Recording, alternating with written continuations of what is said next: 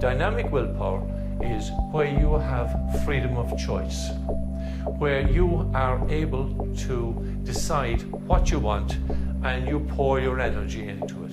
It engages your whole brain, your whole body, and it allows you to switch on every resource you've got so that you become single-minded, single-focused, and able to achieve your goal. That's dynamic willpower. Ordinary willpower is the stuff you have on New Year's Eve and you say, I'm going to give up the sweets, or I will give up something, and the following day you're there and you're saying, oh God, this is really hard, right? The reason it's a struggle is because you're using ordinary willpower. And even that ordinary willpower hasn't been trained to any great extent. Now, dynamic willpower is easy to switch on.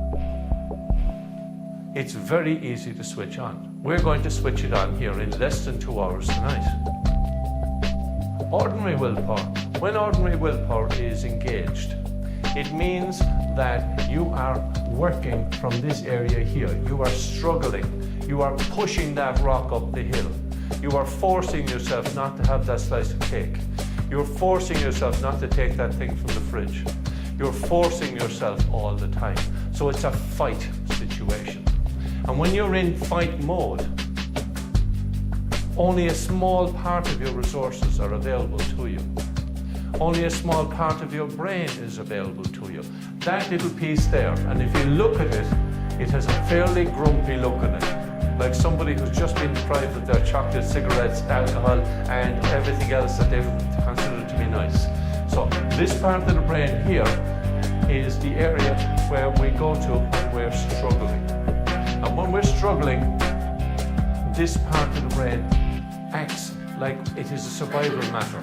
God, I'm dying. Isn't that what they say, right? I'm dying for a drink. I'd love a chocolate. I'd give anything for a chocolate right now. I'd give anything for an ice cream right now, right? Whatever it is that your thing is, right? So this area of the brain here is the area that gets engaged when you're using ordinary willpower. Then what happens is you come to a situation where a crisis happens. Somebody else says something or does something that impacts your life and creates stress for you. That stress with regards to the food or the drink or whatever it is that you wanted to achieve, that stress is now added to. And it comes to a point where it boils over and you say, to hell with it. And you take a cigarette or you have a drink or you do whatever you're going to do because you're back doing what you normally did. You've given up your willpower. And then you give out to yourself, you feel guilty, and it makes you comfort eat. So you go back and you have more of it and you say, that whole willpower is useless. It's no good.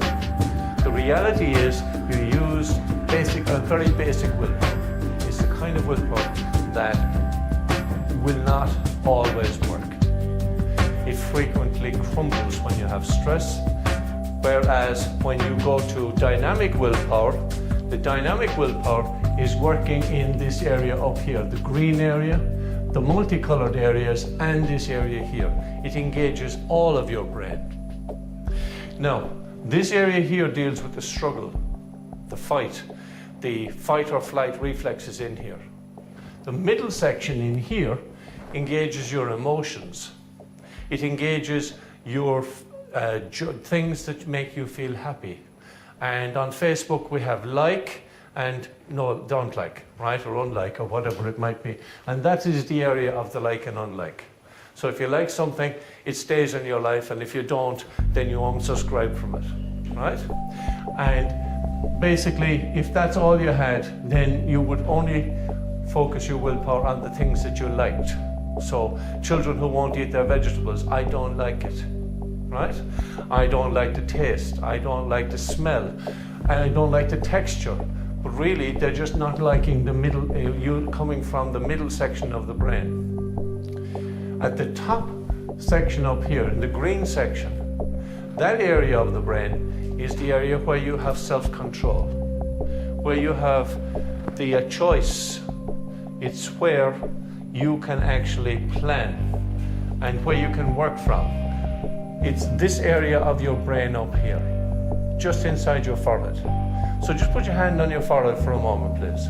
Okay. Now, that area in there is the part of your brain that gives you self-control, that manages your life, that allows you to balance the books, to balance the money in your pocket. It allows you to choose whether to go to the wedding or not. It allows you to choose whether to go to an event or not. You can put your hands down now, thank you. Right? But when you put your hand on that area there, your brain's attention is brought there automatically. Did you know that no matter where you put your hand on your body, your brain's attention is put there? Did you know that? Yep. Leave your hand there for a few moments on any part of your body and it will warm up.